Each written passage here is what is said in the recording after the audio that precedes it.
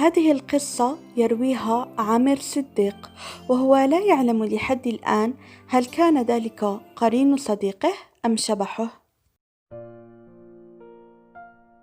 كان في إجازة من إجازاته القصيرة المشغولة بالعمل، وكان عائدا إلى منزل العائلة بعد منتصف الليل من ورشة اشترى منها بعض البضاعة لمحله، وكان الجو شتاء والشوارع خالية من المشاة. التقى بسيد صديق طفولته وسلم عليه، ومشيا سويا يتحدثان عن بعض الذكريات ويضحكان. سارا حوالي 20 دقيقة عبر الشوارع والحارات الفارغة إلى أن وصلا إلى منزل سيد الذي يسبق منزله بعدة منازل، فعزمه عليه أن يتفضل، لكنه سلم وصار إلى منزله. وهو على سلم المنزل قبل أن يصل إلى شقته وقف، وقد تذكر شيئا لا يعرف كيف نسيه. منذ عدة شهور اتصلت والدته به وأخبرته أن سيد توفي في حادث مروري، وقد حزن عليه كثيرا. أسرع إلى الشقة وأيقظ والدته وسألها: أمي، أنت قلت لي منذ عدة شهور أن سيد جارنا وصديقي قد مات في حادث مروري؟ قالت: نعم، لماذا؟ فرد: إذن من الذي قابلته الآن وصار وتحدث معي؟ فقص لها ما حدث منذ دقائق وهي تنظر إليه وكأنها تتأكد أنه في وعيه ولا يمزح، فأكدت له أنه بالفعل قد مات. مصطفى مجدي يروي حدث مخيف وشديد الإثارة والغرابة قد حدث معه. كان برفقة صديقه الذي لم يره منذ فترة بسبب الوباء الفيروسي الذي يجتاح العالم حاليا. كان جالسين في حديقة يتبادلان الحديث في يوم جميل وهادئ حتى مر الوقت سريعا، وأصبحت 8 مساء، وهو الوقت الذي يبدأ فيه حذر التجوال. هنا ودع صديقه ثم رحل. كانت الشوارع شبه خالية من المارة والسيارات بسبب الحذر، لهذا كان عليه أن يسرع إلى المنزل، فأمامه دقائق إضافية قبل تطبيق القانون. فجأة وهو يسير مسرعا لاحظ بالجانب رجلا يبدو في الخمسينيات من عمره أو أكثر، يقول له: توقف، أأنت مصطفى؟ ألا تعرفني؟ رد عليه: لا أعرفك. فقال: أنا فلان، صديق والدك وزميله في العمل. مكملا حديثه: آخر المرات التي رأيتك فيها عن قرب كنت طفلا صغيرا. فابتسم وقال له: لكن كيف عرفتني الآن وأنا لم أرك مسبقا أبدا، وأنت لم تراني منذ أن كنت طفلا؟ فقال له: أنا أعرفك جيدا بكل تأكيد، وكثيرا ما كنت أراك مع والدك، لكن لم أرك وجها لوجه من قبل. مكملا حديثه: كيف حال والدك؟ ثم أشار بهاتفه وقال: هذا رقم هاتف والدك، صحيح؟ رد عليه: نعم. لقد صدقه بسهولة، فملامح وجهه تبدو طيبة، وهو يعرف كل شيء عنه بالفعل، اسمه وعنوانه وتفاصيل أخرى خاصة بوالده، وهو أيضا زميله بالعمل. قال له: سأتصل بوالدك الآن لأخبره أنني رأيتك. فاتصل بالفعل وشغل سماعة الهاتف الخارجية، ورد أبوه، وإذا بهم يضحكون ويتبادلون السلام.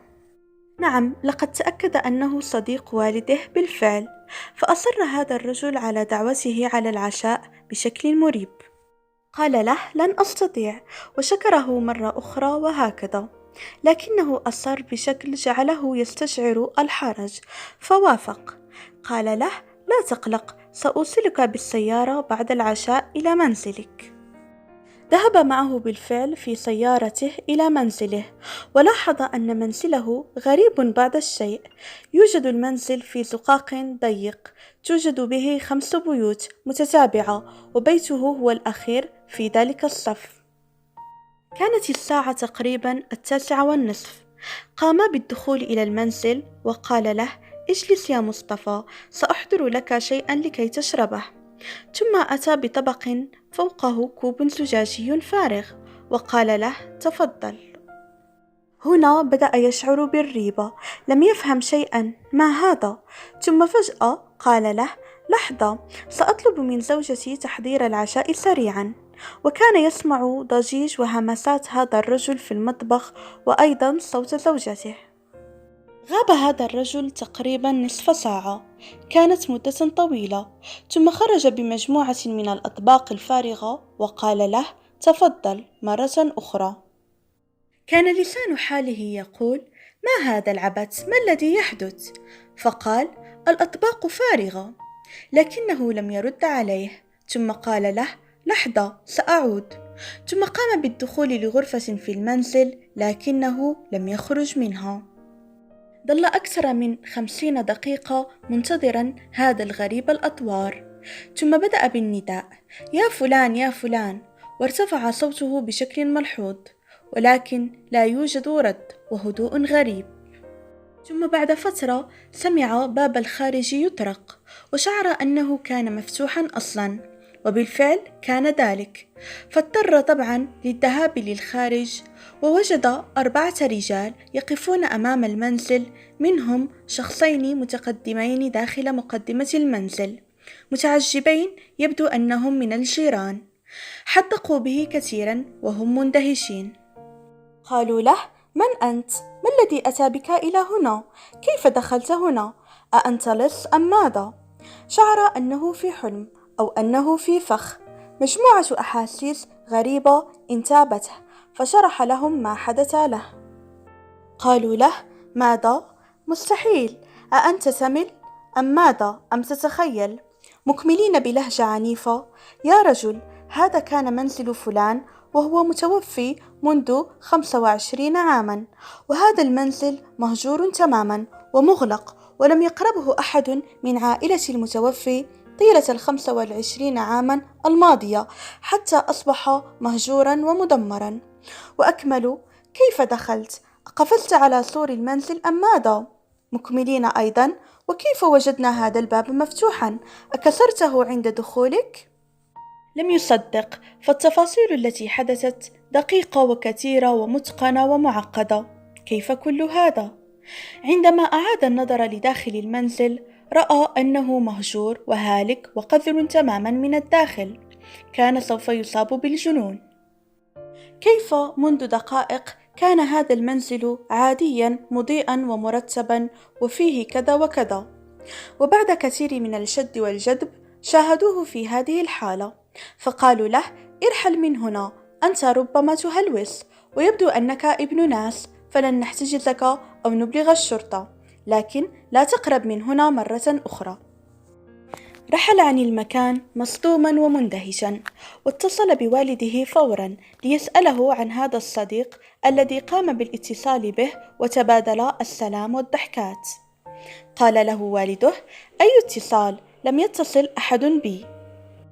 أكمل كلامه: نعم، الشخص الذي تتحدث عنه كان زميلي بالعمل، لكنه متقاعد منذ زمن ويقطن بمحافظة أخرى، لكن لا يوجد أي اتصال بيني وبينه.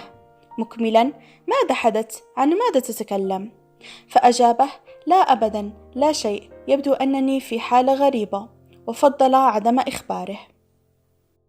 عاد مسرعا إلى المنزل بعد معاناة في السير في الشوارع الفرعية بسبب حذر التجول، وكانت الواحدة ليلا قد حلت. وحتى بعد وصوله إلى المنزل، ورغم إصرار والده على معرفة ما حدث وما الكلام المبهم الذي كان يقوله له وقصة الاتصال وزميل العمل، لكنه لم يرد إخباره بكل التفاصيل التي حدثت، لأنه علم ما الذي حدث. نعم، فالأمور أصبحت واضحة على ما يبدو.